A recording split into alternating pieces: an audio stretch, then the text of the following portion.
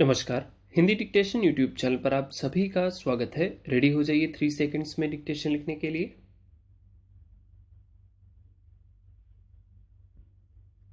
अंततः नया बना विपक्षी गठबंधन INDIA मोदी सरकार के खिलाफ अविश्वास प्रस्ताव ले आया।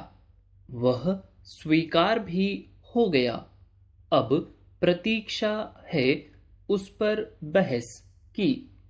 INDIA भले ही अविश्वास प्रस्ताव को अपनी जीत समझ रहा हो और यह मानकर चल रहा हो कि उसे संसद में अपनी एकजुटता एवं ताकत दिखाने का अवसर मिलेगा, लेकिन एक तो इस प्रस्ताव का गिरना तय है और दूसरे जब इस पर बहस होगी तो इसके भरे पूरे आसार हैं कि सरकार और विशेष रूप से प्रधानमंत्री की ओर से इस नए गठबंधन की कथित एकजुटता की पोल भी खोली जाएगी और उसकी आपसी खींचतान को भी उजागर किया जाएगा। इतना ही नहीं, बहस केवल मणिपुर तक सीमित नहीं रहने वाली, क्योंकि हालिया पंचायत चुनावों के दौरान बंगाल में जो भीषण हिंसा हुई, कोई भी उसकी अनदेखी नहीं कर सकता। मोदी सरकार तो बिल्कुल भी नहीं।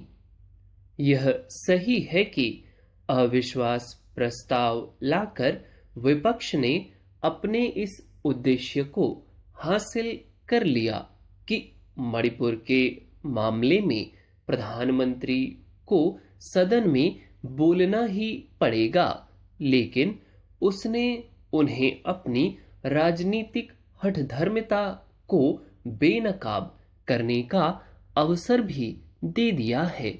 विपक्षी दल मणिपुर पर चर्चा की शुरुआत प्रधानमंत्री के वक्तव्य के साथ करने की अपनी मांग पर महज इसलिए अड़े थे क्योंकि अपने अहम को तुष्ट करने के साथ यह बता सके कि INDIA के गठन के बाद वे राजनीतिक रूप से कहीं अधिक शक्तिशाली हो गए हैं और प्रधानमंत्री को चुनौती देने की स्थिति में आ गए हैं।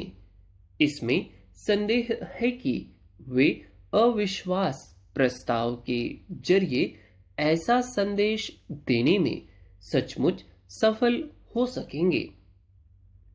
मणिपुर के हालात पर विपक्षी दलों की चिंता एक दिखावा ही अधिक दिखी, क्योंकि यदि वे वहां की स्थितियों को लेकर वास्तव में दुखी और गंभीर होते तो 4 दिन संसद का काम रोककर न तो नारेबाजी में अपनी ऊर्जा खपा रहे होते और न ही गृह मंत्री को सुनने से इनकार कर रहे होते।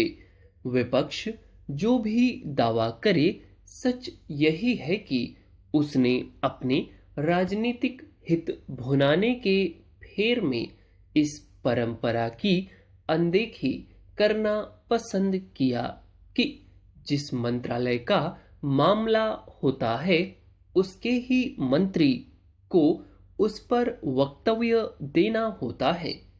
मोदी सरकार के इस कार्यकाल में यह पहली बार है जब विपक्ष उसके खिलाफ अविश्वास प्रस्ताव लेकर आया है।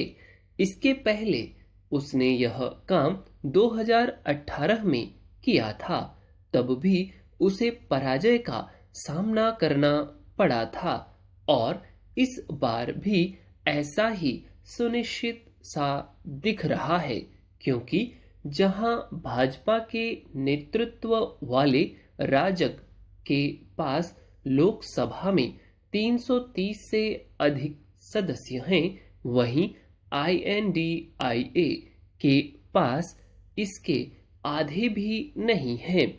यह ठीक है कि भारतीय राष्ट्रीय कांग्रेस भी अविश्वास प्रस्ताव पर आईएनडीआईए के साथ है, लेकिन यदि वे अपेक्षित संख्या बल प्रदर्शित नहीं कर पाते तो अपनी ताकत दिखाने का उनका दांव उल्टा भी पड़ सकता है।